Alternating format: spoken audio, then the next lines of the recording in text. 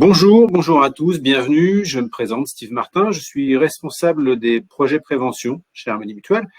Et c'est avec un très grand plaisir qu'Harmonie Mutuelle vous accueille aujourd'hui à cette conférence d'une heure environ sur le thème Mon environnement sain, repérer les polluants intérieurs et en limiter l'impact sur la santé.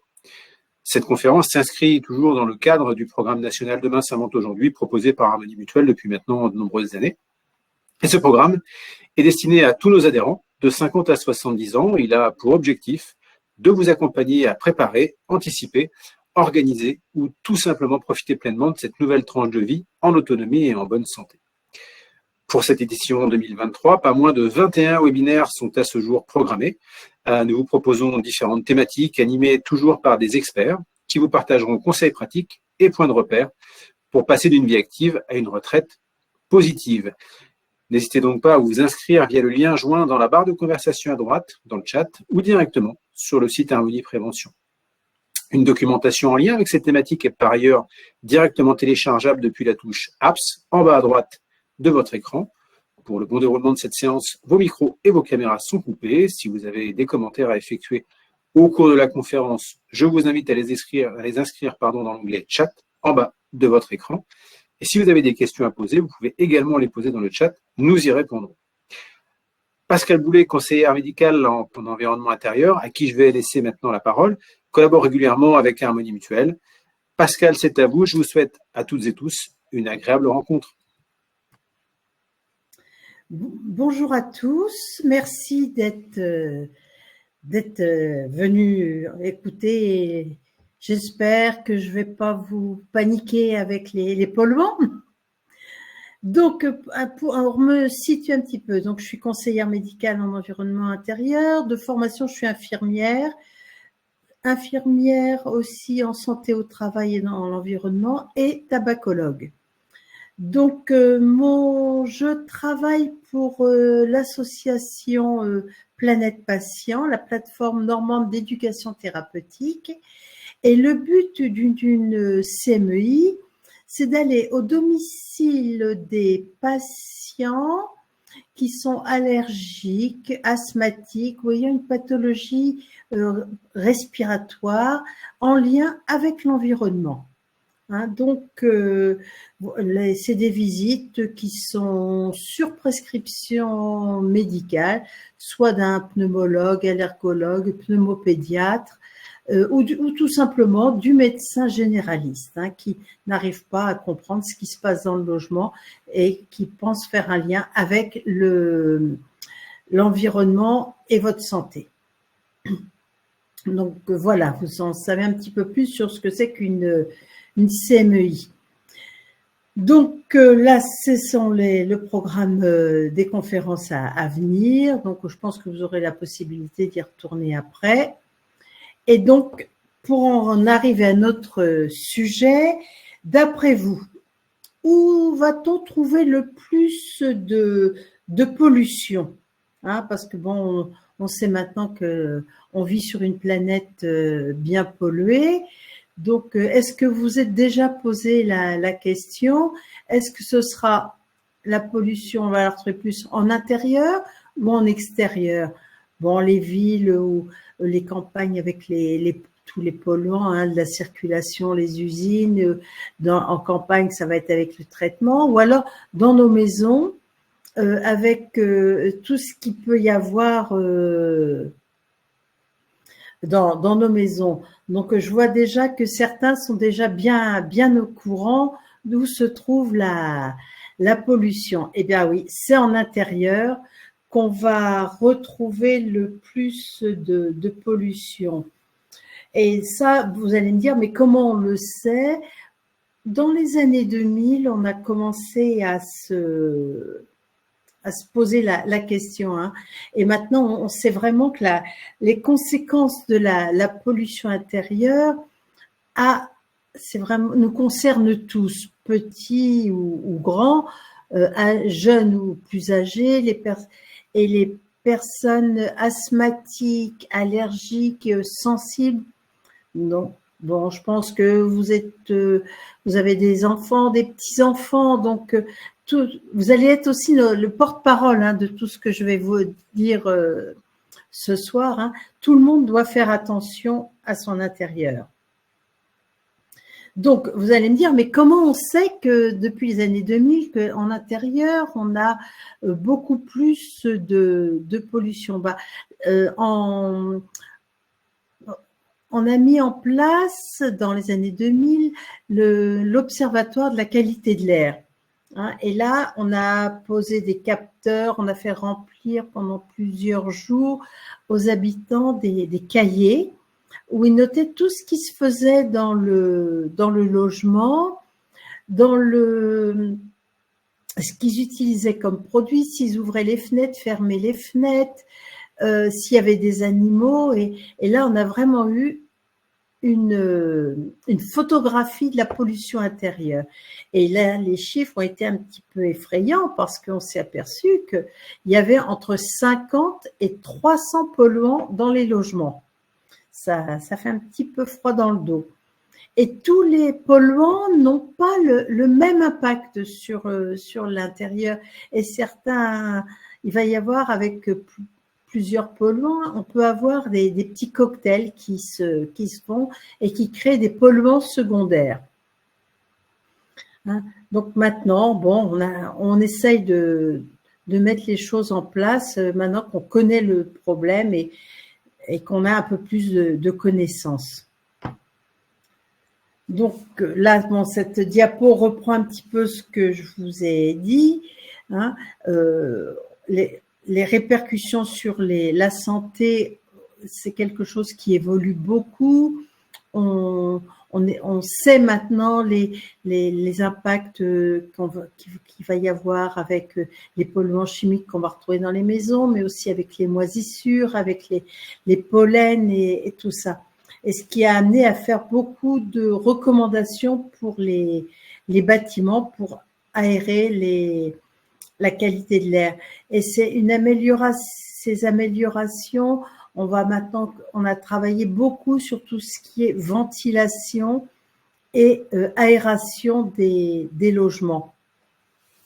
Parce que un logement doit respirer. Nous, on respire, mais notre maison, notre appartement, notre bureau, parce qu'on parle de l'intérieur, mais c'est aussi tous nos lieux de vie, le lieu de travail, le lieu de loisir. À chaque fois, on doit se dire, est-ce que cette pièce-là est bien aérée et bien ventilée? Donc là, j'ai repris une petite diapo qui est assez connue, où on peut voir que quel que soit le lieu de la maison et son occupation, on va avoir des polluants. Hein. On pense toujours au garage, hein, avec la voiture, l'essence, qui a des polluants, mais la cuisine avec les cuissons, les émanations, par exemple, avec les huiles, on va avoir si on fait trop chauffer une huile, on va avoir des polluants, mais aussi un lieu qui va peut-être vous surprendre, la chambre. Bah oui, parce qu'on va avoir d'autres types de polluants dans les chambres avec les acariens, si les animaux y viennent, la salle de bain. Bon, d'accord, on fait le ménage de la salle de bain, mais il peut aussi y avoir des moisissures. Donc, vous voyez, toutes les pièces de la maison peuvent amener des polluants. Quand on voit la cheminée, le poêle à bois, la cheminée foyer ouvert, tout ça peut amener des polluants.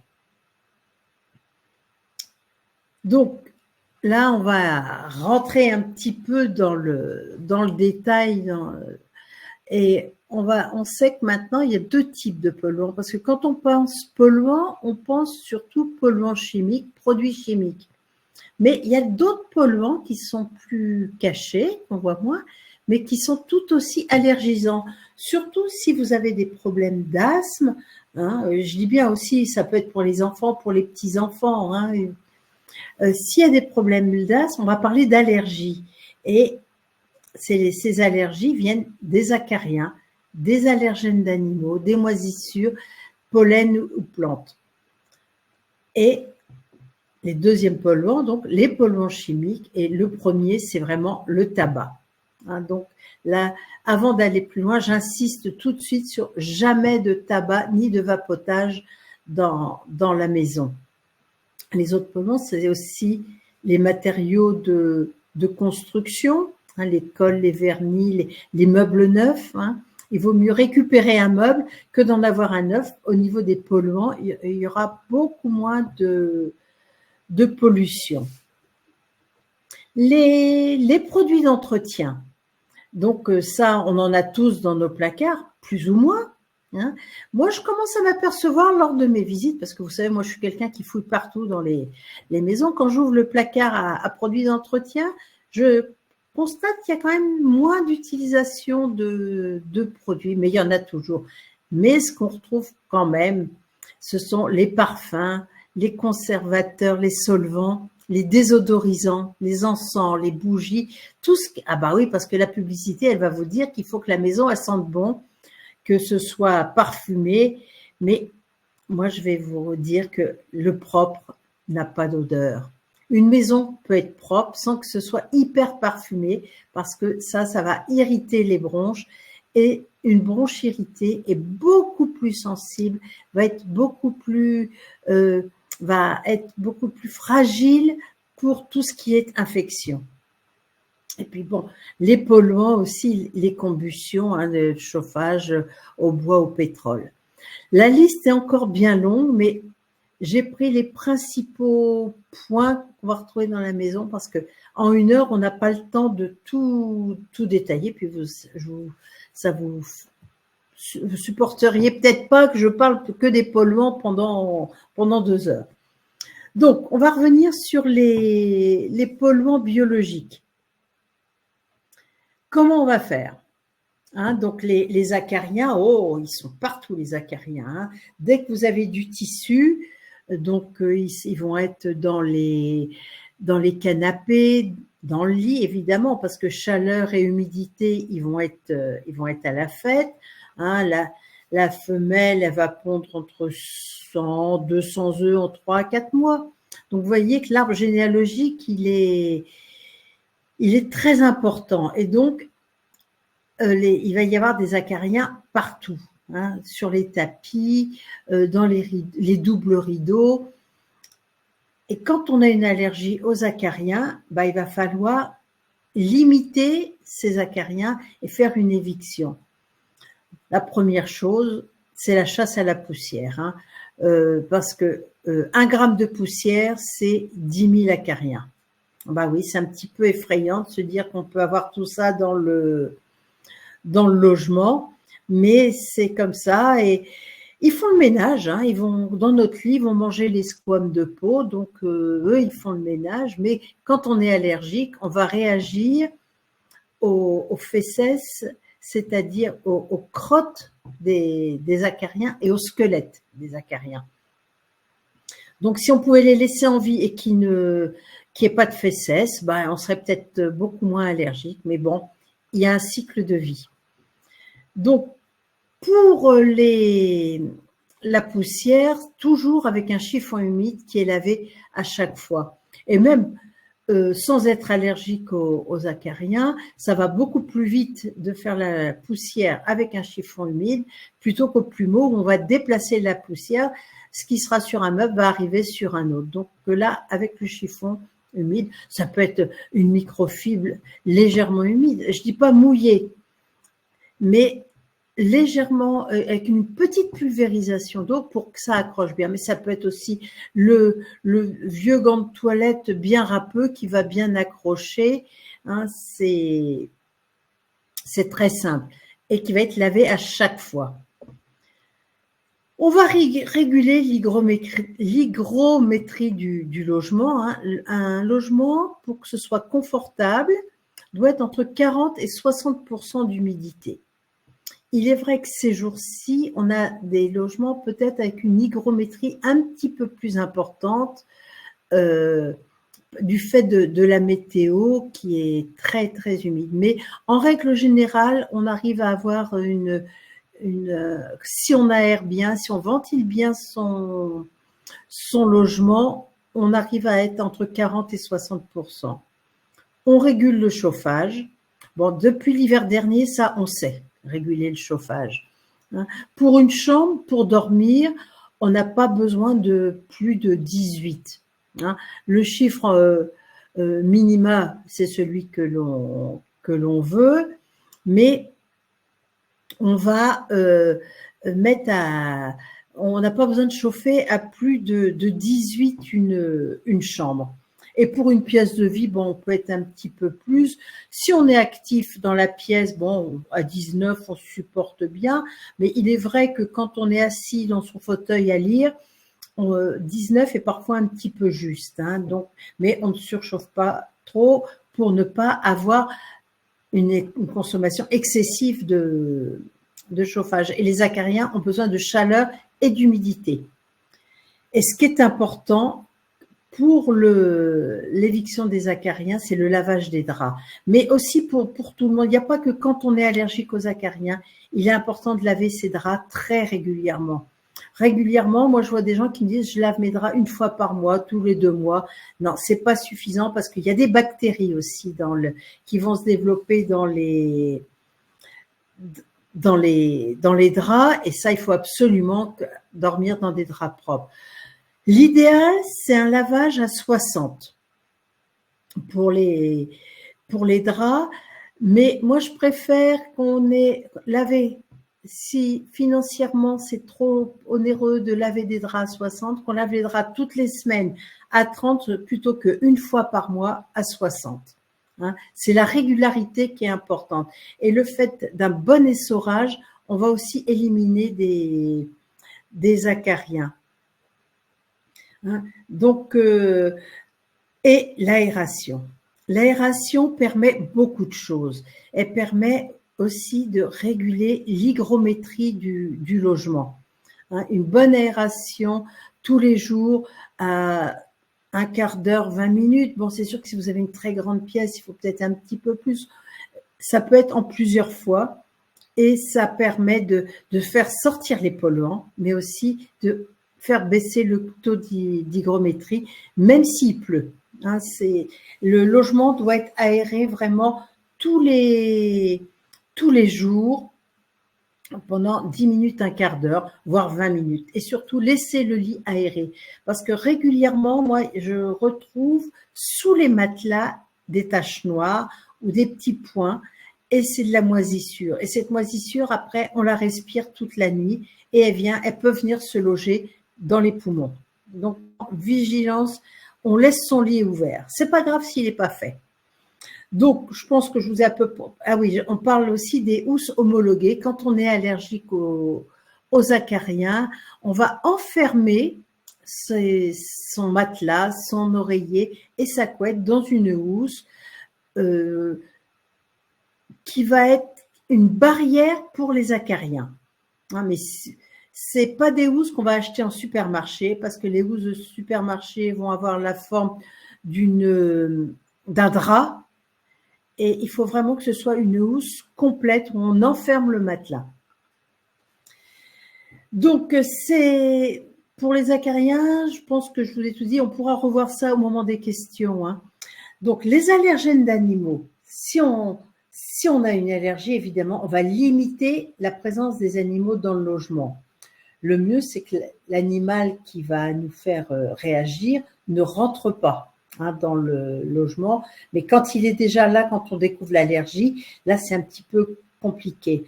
Donc si possible, pas d'animaux dans les chambres, même pour une histoire d'hygiène. Quand le chat, il va aller se promener dans la forêt, il va aller un petit peu partout, il rentre, il se met sur le lit. Qu'est-ce qu'il vous apporte sur le lit? On ne sait pas trop.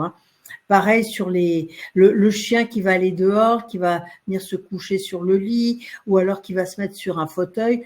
Bon, le fauteuil n'est pas forcément propre après le passage du chien. Donc, se dire, on limite, l'animal, il est au sol, il est par terre, mais pas sur les tissus.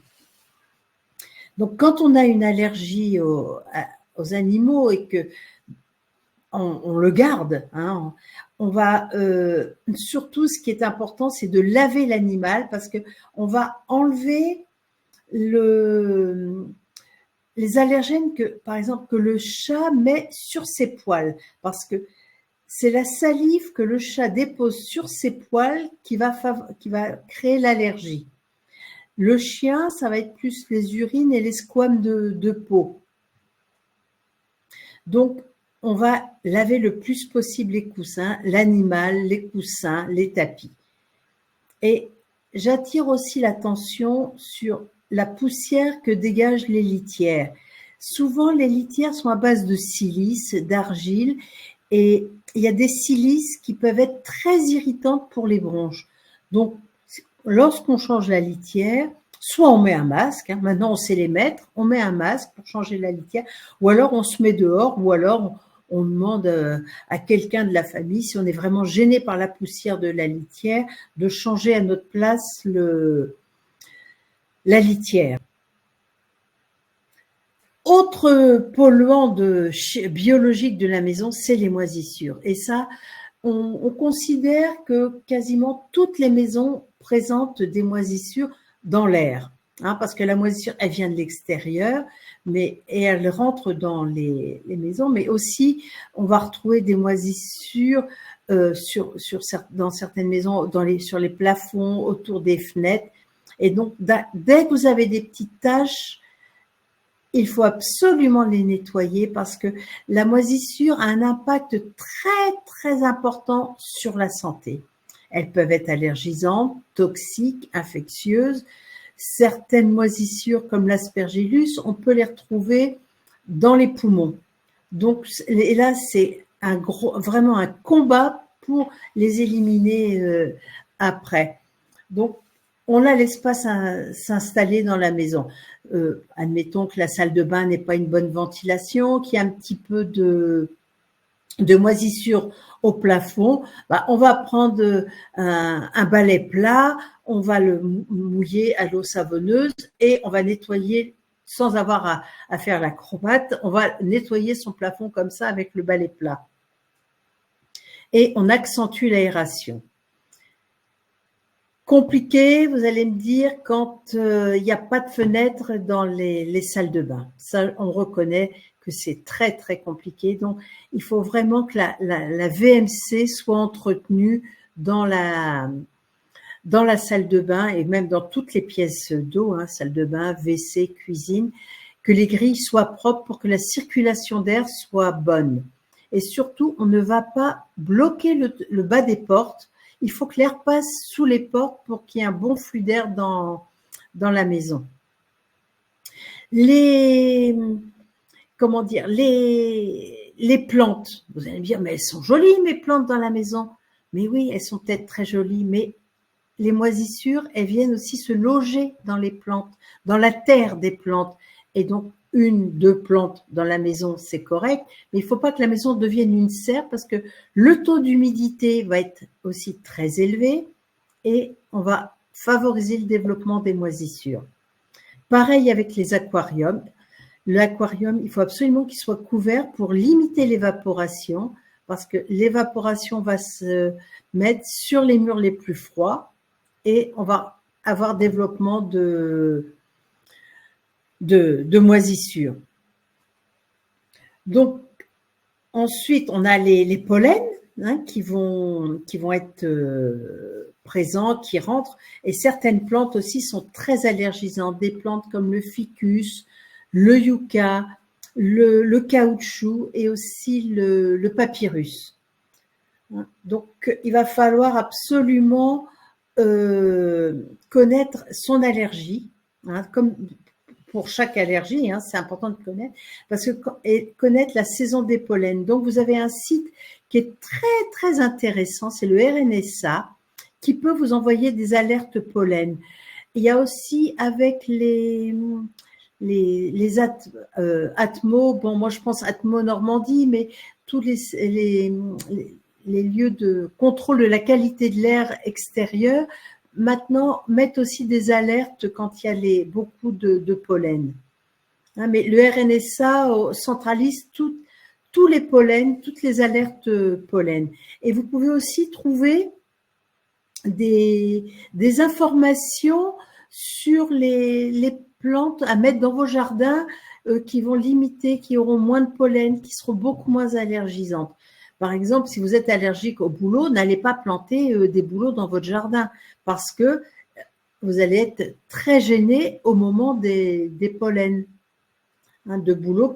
C'est une allergie qui est extrêmement forte. Et il faut savoir aussi qu'il y a une relation triangulaire entre la pollution, les pollens et l'allergie. Quand on va être en épisode de pollution, pardon, je suis allée trop vite, en période de pollution, si ça arrive au printemps, au moment où il y a les pollens, les allergies vont être beaucoup plus fortes. Et il faut aussi oublier le concept que la plante est dépolluante. Maintenant, on sait que les plantes ne sont pas dépolluantes, elles sont bien pour l'œil, pour notre morale, ça peut être agréable d'avoir des plantes, mais certaines plantes comme le ficus, je disais tout à l'heure, c'est des plantes à latex et la poussière se met sur les feuilles. Donc, dans la poussière, on aura des moisissures, des allergènes d'animaux, des pollens, on a tout ça. Et ça se colle sur la feuille et on respire ça en plus d'une particule de latex qui vient de la plante. Et la terre est toujours susceptible d'avoir de la moisissure. Donc, vraiment être très, très vigilant sur ça. Donc, les moisissures, ce qui est impératif, je vous disais tout à l'heure, de les laver. Donc, laver à l'eau, un détergent, produit vaisselle et de l'eau, tout simplement. On rince. Et quand vous avez une très, très grande surface de moisissure, vous allez prendre 10 litres d'eau froide. Ça, c'est impératif dans de l'eau froide, un berlingot de javel. Et vous allez appliquer partout où il y a les moisissures, sécher à l'air libre, ventiler, aérer. Et surtout, on se protège quand on nettoie des moisissures, masques, gants, lunettes. On n'a pas besoin de respirer les moisissures. Donc là, est-ce qu'il y a quelques questions avant qu'on passe à autre chose? Je vois, faut-il un contrôle de la VMC, par exemple? Oui, il faut absolument contrôler sa VMC dans le logement parce que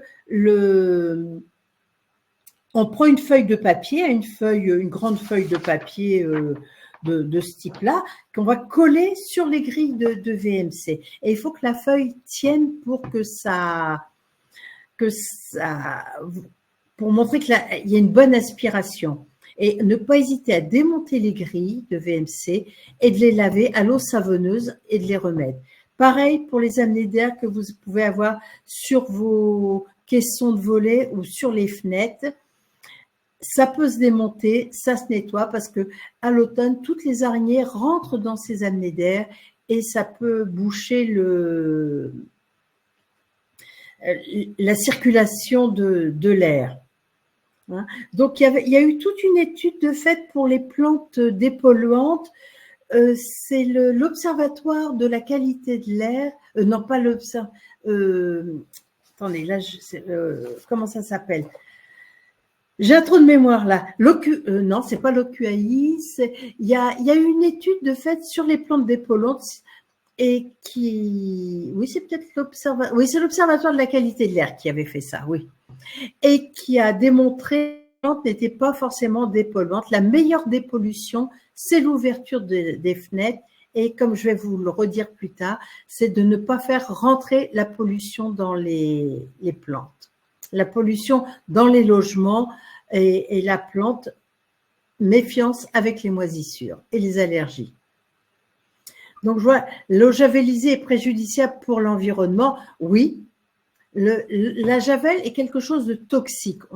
Mais pour les moisissures, quand vous avez des grandes surfaces de moisissures, là, il faut vraiment utiliser de la javel. Si vous n'arrivez pas à tout nettoyer, si elles sont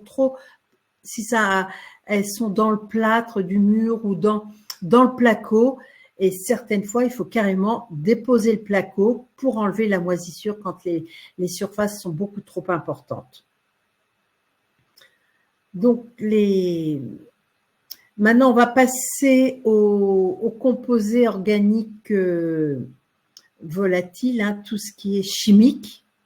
Hein. On pourra peut-être revenir à la fin sur certaines questions sur le premier paragraphe. Hein. Donc, les COV c'est les polluants chimiques qu'on va retrouver dans 80 à 100% des logements. Et avec la chaleur du logement, ça se diffuse dans l'air. Donc, dans toutes nos maisons, on va retrouver une cinquantaine de produits de COV. Ils sont, sans qu'on s'en aperçoive, ils sont responsables de gènes respiratoires chez l'homme, d'irritation, de troubles cardiaques, digestifs, mutagènes. Mais il faut savoir que ces produits qu'on va utiliser dans le logement, les animaux, quand on a des animaux, ils peuvent souffrir aussi de la présence de ces produits. Certains peuvent être cancérogènes, perturbateurs endocriniens et qui ont des effets sur la reproduction. Mais aussi, ce qu'on pense moins souvent, c'est l'impact des produits sur notre peau, parce que ça crée des irritations, des eczémas, mais aussi que ça va passer la barrière cutanée. Et ça, on y pense vraiment très, très peu. Dans les polluants qu'on va retrouver dans le logement, le premier polluant que l'on retrouve et qui est aussi un des plus dangereux, c'est le tabac avec ses 4000 substances chimiques, dont 50 cancérogènes. Hein, on a les effets sur la santé, du fumeur directement avec le courant primaire, hein, ce qui vient directement de la cigarette, mais ce qu'on pense beaucoup moins, c'est sur le courant secondaire, c'est la femme enceinte sur son fœtus, sur le jeune enfant qui est à côté. Ah, on est dans son fauteuil, on prend le temps de se fumer une petite cigarette. En gardant les petits enfants, il va fumer. Le jeune enfant dans une famille fumeuse va fumer autant que l'adulte. Et ça, on n'en est pas toujours conscient. Et aussi sur l'autre adulte, sur le conjoint. J'ai vu récemment une dame qui avait une BPCO, donc c'est ce qu'on appelait autrefois de la bronchite chronique, hein, et qui est la plupart du temps due au tabac. Et elle me dit, mais moi je n'ai jamais fumé, mais j'ai vécu pendant 40 ans avec un fumeur. Et donc cette dame subissait le tabac de son conjoint. Donc, à réfléchir. Maintenant, on fume de moins en moins dans les maisons. Et donc, si vous êtes fumeur, surtout, c'est toujours en extérieur. C'est pas à la fenêtre, parce que le courant secondaire revient dans le logement. Hein, c'est vraiment en extérieur avec la porte fermée. La vapote, c'est un bon système pour amorcer l'arrêt du tabac, pour aller vers un arrêt complet du tabac, mais il faut vraiment que la vapote soit transitoire et surtout jamais dans un lieu clos, hein, jamais en voiture. Et on voit beaucoup de gens qui vapotent en voiture parce que les polluants qu'elles émettent restent dans la voiture. Et il y a quelques études qui commencent à sortir là de l'impact de la vapote avec certains médicaments. Ça modifie l'absorption des médicaments. On est dans certains cas obligé d'augmenter les médicaments, certains traitements, parce qu'avec la vapote, le médicament n'est pas absorbé. Donc, on est encore au mois de novembre, hein, on est à la mi-novembre. Il y a le novembre, c'est le mois sans tabac, donc n'hésitez pas à vous rapprocher de votre médecin, de votre pharmacien pour le mois sans tabac. Ça peut être l'occasion de se dire, j'essaye, hein, je prends une décision, j'essaye d'arrêter, j'ai besoin de me faire aider parce que bien souvent, on ne peut pas arrêter seul. Votre béquille est la nicotine dans la cigarette, donc vous avez besoin d'une autre béquille pour vous aider pour l'arrêt du tabac. Et n'hésitez pas à utiliser les substituts nicotiniques les timbres, les gommes, les comprimés, tout ce qui va vous apporter de la nicotine pour limiter celle apportée par le tabac. Vous avez un service qui est très bien fait, c'est Tabac Info Service, c'est gratuit. Vous pouvez téléphoner, on va vous répondre et on va vous donner des conseils pour arrêter de fumer. Hein. Mais surtout, ne dites pas j'ai un patch, je vais être accro au patch, je vais être accro aux comprimés ou aux gommes avec la nicotine. Vous êtes déjà accro à la nicotine. Donc, il vaut mieux utiliser une nicotine sous une autre forme que de continuer avec les 4000 polluants que le tabac arrive. Et je dis toujours, il ne faut pas regarder les cigarettes que l'on fume, mais celles que l'on n'a pas fumées. Celles qu'on s'est dit, ah ben non, tiens, celle-ci, je la retarde. Celle-ci, je ne la prends pas, mais je prends un substitut nicotinique. Hein, surtout, je prends toujours l'arrêt du tabac comme un petit enfant qui commence à marcher.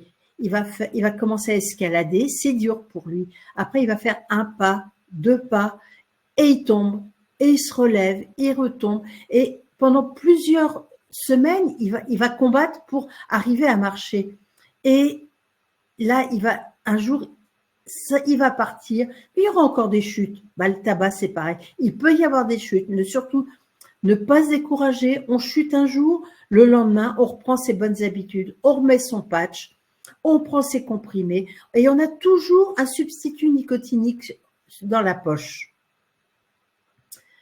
Donc voilà, n'hésitez pas, hein, le mois sans tabac, c'est un bon moment pour arrêter.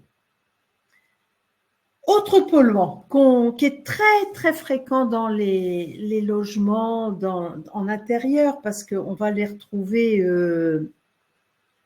on le retrouve partout, à la maison, au travail, à l'école, qui provient d'écoles, des vernis, des meubles neufs, papier peint, tissu neuf, tout ce il est partout et c'est un irritant puissant pour les bronches. Vous voyez, ce produit chimique, on le retrouve aussi dans la fumée de tabac. Hein. Donc, le seul moyen de le faire sortir, c'est l'aération. Donc, si on reprend parce qu'avec une température élevée et de l'humidité, ça dégage les polluants. Vous savez, dans les bois, on va refaire sa cuisine, on va changer les meubles, c'est tout. On va aller dans un magasin de meubles, on dit oh ça sent bon, ça sent le neuf. Ah bah oui, c'est des odeurs piquantes qui vont libérer ces odeurs. Ce sera le formaldéhyde, hein. Mais il n'est pas noté sur les meubles. Maintenant, on retrouve des petites étiquettes, mais c'est très difficile de voir où on va le retrouver. Mais on sait qu'il est partout. Donc, les COV, ils s'évaporent pour se retrouver dans l'air ambiant. Hein. Donc, ça, je vous l'ai dit tout à l'heure. Hein. Les éthers de glycol, c'est quelque chose on n'a pas l'impression, sinon là, on ne le voit pas sur les produits, mais c'est tout ce qui est dans les produits dégraissants. Ça va être aussi dans le produit à carreaux. Les terpènes, c'est tout ce qui va donner les odeurs dans les produits d'entretien. L'odeur de pain, l'odeur de… quand on va vous dire, bah, c'est au citron, tout ça, c'est… Quand vous voyez aussi limonène, linalol, tout ça, c'est des produits qui vont émettre beaucoup, beaucoup de polluants. Et faites attention parce que dans les produits bio, on retrouve aussi ces produits-là. Hein, lisez bien les étiquettes. Et à haute dose, ces produits provoquent des maux de tête, des allergies, des nausées. C'est pour ça que quand vous utilisez des produits, et c'est mis parfois en précaution, se mettre dans un endroit bien aéré, bien ventilé, ouvrir les fenêtres. Et quand on fait des travaux, il faut vraiment accentuer l'aération parce qu'il va y avoir une grosse libération de composés volatiles et notamment de formaldéhyde. Après des travaux de peinture, on va avoir un grand pic pendant 1 mois de libération de polluants et après ça redescend tout doucement et on va faire le ménage et on va rajouter des produits pour nettoyer toute la peinture qu'on a fait. Et il peut y avoir un mélange dans les produits, dans les molécules, et ça va créer des polluants secondaires. Donc, les produits d'entretien, parce que le petit seau avec tous les produits d'entretien, encore là, il n'y en a pas beaucoup, mais on les a, tout le monde a ça à la maison. Donc, la maison n'est pas un hôpital, n'est pas un lieu public. Donc, on nettoie, mais on n'a pas besoin de désinfection systématique. On est passé par une période assez difficile, avec le Covid, où là, il a fallu tout désinfecter. Là, cette période-là, elle est derrière nous. Donc, on nettoie et on n'est pas obligé de tout passer au désinfectant parce que ces désinfectants ont un impact sur notre santé. Mais quelque chose qu'il faut qu'on nettoie absolument, c'est nos mains. Parce qu'elles sont porteuses de germes, de bactéries, de virus. Donc, le lavage des mains va être très important, tout simplement à l'eau et au savon. Et surtout, j'insiste bien avec des essuie-mains propres. Parce que si vous essuyez les mains avec un torchon, un essuie-mains sale, vous allez vous recontaminer les mains. Vous allez me dire, oui, mais les toilettes, il faut les désinfecter. Et moi, je vais vous dire non, vos toilettes, vous les nettoyez tout simplement. Parce que ce qui est contaminé sort de nous et nous, on est la réserve de bactéries. Donc, ça part dans les toilettes, ça part dans les égouts. Mais par contre, on s'est aperçu que c'était le papier toilette où on retrouvait beaucoup plus de bactéries. Donc, attention.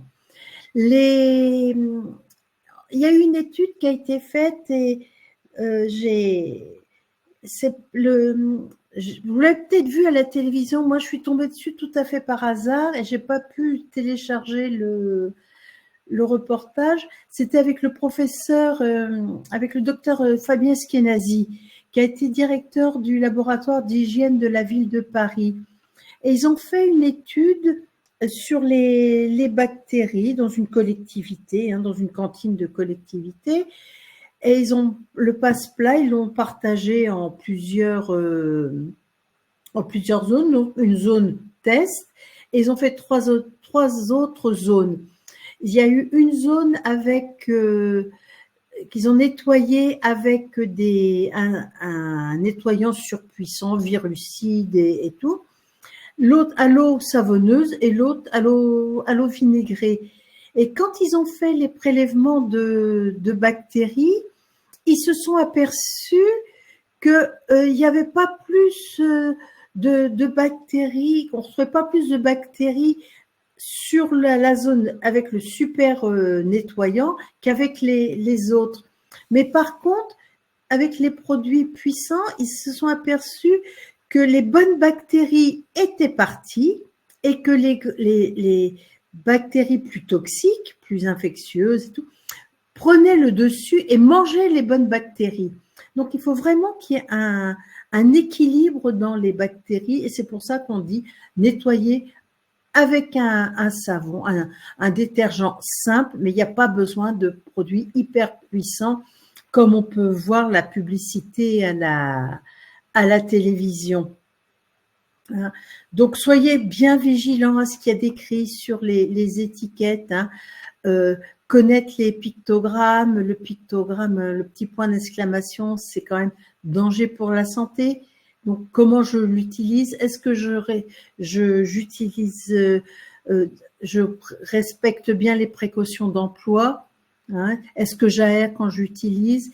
Et puis bon, l'autre qu'on voit beaucoup sur les produits d'entretien, c'est les produits corrosifs. Hein. Donc, éviter aussi les produits avec beaucoup de parfums, hein, parce que les parfums sont à base de produits pétroliers. Il y a beaucoup d'allergènes. Donc, vous pouvez vous retrouver du jour au lendemain avec de l'eczéma sur les mains parce que la composition du produit a été changée et puis ça n'a pas été, et vous êtes allergique à un produit, ou alors au bout de plusieurs années, on peut devenir allergique à un produit contenu dans le produit d'entretien. Donc, ce que je vous disais tout à l'heure, il y a tous les limonènes, les pinènes, qui dégagent du formaldéhyde. Hein. Et méfiez-vous de tout ce qui se termine en iazolinone, c'est méthylisothiazolinone, méthylchlorothiazolinone. C'est des produits qui sont très allergisants et qui ont remplacé comment ça s'appelle, les parabènes. Hein, il a fallu trouver des remplacements et tous les parabènes n'étaient pas nocifs, hein, mais on les a tous enlevés et on a ressorti des vieux conservateurs les thiazolinones, donc, et qui sont très allergisants. Pour les allergologues, c'est une catastrophe. Hein, vous allez me dire, oui, mais il faut que la maison elle sente bon, mais on va d'abord essayer de trouver la source de des mauvaises odeurs dans la maison et on va faire un nettoyage simple. Donc, je vous ai mis quand même quelques pictogrammes, hein, pour que vous rendiez bien compte des produits, quand vous achetez un produit, ce qu'il peut y avoir dedans. Donc, il est important, quand on achète un produit, que la composition soit visible. C'est vraiment impératif parce que bien, il y a les conservateurs, il y a les désinfectants, il y a les parfums classés allergènes et il est aussi important, quand vous faites votre nettoyage, dans la mesure du possible, de rincer. Par exemple, on s'est aperçu que chez les enfants, chez les tout petits, hein, les 6 mois à 3 ans, les enfants qui vivent beaucoup au sol, on s'est aperçu qu'on retrouvait les produits d'entretien dans leurs urines. Donc, se dire comment ils les ont absorbés, en jouant par terre, en mettant les mains par terre, les mains à la bouche, ou alors on va nettoyer la table de la salle à manger après le repas avec des produits, on va poser après les fruits, le pain sur la table. Donc, ils captent les produits, hein, l'eau s'évapore, mais les molécules restent, et donc et ça, c'est quand même bien dommage que nos enfants mangent des produits d'entretien. Hein. Donc, pour ça, il faut rincer et surtout pas de surdosage. Et quand par exemple, vous lavez le sol, posez-vous la question, est-ce que j'ai vraiment besoin de mettre un produit chimique? Est-ce que je ne peux pas le remplacer par autre chose? Et est-ce que je ne peux pas tout simplement aussi laver à l'eau chaude, hein, et je voulais aussi revenir sur les étiquettes. Méfiez-vous des produits où l'étiquette est imprimée sur le verso de l'étiquette et collée contre la bouteille. On ne peut pas lire à travers la bouteille les compositions. Donc voilà. Dans les produits, j'ai repris par rapport à un ancien numéro de 60 millions de consommateurs. Ils avaient analysé tous les produits, donc les assainissants, parce qu'à la télévision, on va vous dire oui, il faut tout assainir, mais on s'est aperçu que la majorité des produits étaient irritants, allergisants, toxiques pour l'environnement et extrêmement inflammables. Les sprays qui sont avec des gaz, toujours se dire que le gaz, c'est des microparticules et elles vont atteindre les voies respiratoires. Hein. Je pense aux désodorisants qu'on va retrouver dans les toilettes. Hein. C'est des microparticules qui vont se mélanger à la poussière et encore une fois, on va les respirer et ça peut aller jusqu'aux alvéoles pulmonaires. Et l'alvéole pulmonaire, c'est l'endroit où il y a les échanges gazeux dans le sang, hein, que l'oxygène va passer dans le sang. Donc, c'est à ce moment-là qu'on va aussi absorber les produits chimiques qu'on va retrouver dans notre corps. Et maintenant, on est quasiment sûr que les microparticules, elles passent aussi directement du nez dans le cerveau. Et ça peut aussi, on ne peut pas dire que ça déclenche, mais que ça participe à la maladie d'Alzheimer, hein, ou d'autres maladies neurologiques. Les désodorisants, qu'on retrouve dans toute la maison, sous toutes les formes, hein, ils vont être irritants aussi, allergisants, toxiques pour l'environnement et extrêmement inflammables. Mais avez-vous déjà eu la curiosité de lire les précautions d'emploi? Dans les précautions d'emploi, on va avoir à utiliser en extérieur ou dans un endroit bien ventilé. Ça veut dire que dans les toilettes, qui n'a pas de fenêtre, on va en utiliser beaucoup et on va les respirer. Mais il faudrait qu'on puisse aérer. Donc, quelle est l'utilité d'aérer et d'utiliser un désodorisant d'intérieur? Une petite chose toute simple, brûlez une allumette dans vos toilettes et ça va limiter les odeurs. Ça enlève toutes les mauvaises odeurs des toilettes. Donc, les antiacariens, ça, c'est des choses qui ont été énormément prescrites par les médecins il y a plusieurs années. Maintenant, on est passé aux housses antiacariens, mais il y a encore de la vente d'antiacariens et on sait que c'est des produits allergisants. Moi, j'ai une maman qui m'a dit une fois, le médecin me dit d'utiliser un antiacarien sur le matelas de ma fille, mais à chaque fois, elle fait des crises d'asthme. Donc, surtout ça, on oublie.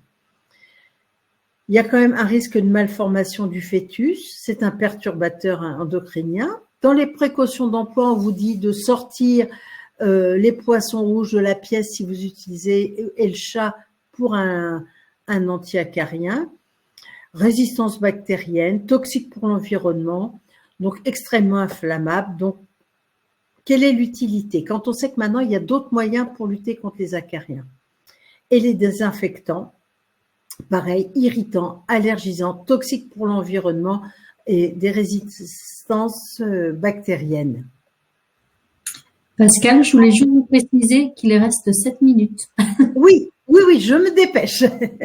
Donc, les produits écologiques ne sont pas sans risque, hein, comme j'ai pu vous le dire tout à l'heure, parce qu'ils ont des conservateurs, hein, comme les autres, hein, sinon ils ne se conservent pas, des parfums, parfois des emballages trompeurs.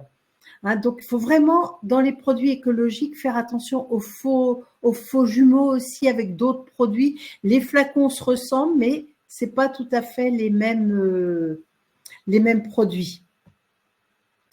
Donc, les bougies, les encens, ça, c'est pareil. C'est extrêmement polluant. On peut se faire plaisir une fois de mettre un petit bâton d'encens, mais se dire j'aère parce que ça émet énormément de particules très irritantes pour la santé. Et ça émet beaucoup de polluants. Les encens sont, vous voyez, des toluènes, du styrène, du formaldéhyde. Le formaldéhyde, on le retrouve toujours partout. Les bougies vont peut-être émettre plus de... Je vais reprendre la phrase comme je l'ai écrite pour que ce soit plus simple. Il y aura moins de particules que l'encens, mais elles sont plus fines. Donc, quand les particules sont plus fines, elles rentrent beaucoup plus facilement dans l'organisme. Donc, qu'est-ce qu'on fait avec tout ça? Il faut toujours avoir un esprit critique quand on achète un produit. Est-ce que j'ai vraiment besoin de ce produit-là? Est-ce qu'il n'y a pas un équivalent dans mon placard? par exemple, j'ai besoin de nettoyer ma salle de bain, mais j'ai du produit vaisselle dans ma cuisine, je peux utiliser le produit vaisselle. Hein. Le prix ne fait pas la qualité. Hein. Les étiquettes à fuir non lisibles sont vraiment à fuir. Et quand vous avez des formules qui sont très très longues, c'est qu'il y a beaucoup de produits, donc à fuir également. Hein. Plus une étiquette est courte, mieux c'est. Vous allez me dire, mais comment on fait? On fait son produit soi-même. Hein. On prend un flacon, 1/3 de vinaigre blanc, 2/3 d'eau, un peu de liquide vaisselle. On met ça soit dans un flacon, soit dans un pulvérisateur et on peut nettoyer toute la maison avec ça. Et une maison nettoyée régulièrement n'a pas besoin d'un gros décapage. Il est certain que vous déménagez, vous arrivez dans un logement, vous ne savez pas qui a vécu. Là, vous avez le droit de mettre des produits un petit peu plus puissants. Parfois, il y a vraiment besoin d'un gros ménage quand on emménage. Mais au quotidien, il faut rester avec des produits vraiment très, très simples. Donc, j'ai commencé donc sur la diapo suivante. Hein. Donc, toujours avoir dans son placard du vinaigre blanc, du produit vaisselle. Essayez un produit vaisselle sans parfum ni conservateur. Il y en a quelques-uns, hein. Il y a quelques marques qui le font. Des choses toutes simples comme le savon noir, le bicarbonate, le gros sel, des éponges, des microfibres utilisables. Et quand on a des plus gros travaux, des cristaux de soude. Et avec tout ça, on va, pour les poussières, je répète ce que je vous ai dit tout à l'heure, toujours avec un chiffon humide pour bien aspirer, pour bien ramasser tout ce qui est poussière parce qu'il y aura beaucoup de poussière. Un bon aspirateur est conseillé et surtout l'entretenir. On n'oublie pas de nettoyer de vider le sac de l'aspirateur, de nettoyer si on a un aspirateur sans sac, parce que dans la poussière, il va y avoir de la moisissure qui va se développer et on va pouvoir la respirer par l'air qui ressort de l'aspirateur. On évite les niches à poussière. On se facilite la vie en limitant les bibelots pour que le ménage, il faut que ça aille vite. Hein, on ne va pas y passer la journée. Et donc, la meilleure dépollution, c'est donc celle qu'on ne fait pas rentrer dans son logement. Hein. Donc, on va éviter d'accumuler tout un tas de produits. On ne profite pas des promotions de produits d'entretien. Un à la fois, c'est suffisant. Accentuer l'aération, parce que c'est que par l'aération qu'on va faire baisser la pollution, mais aussi l'hygrométrie.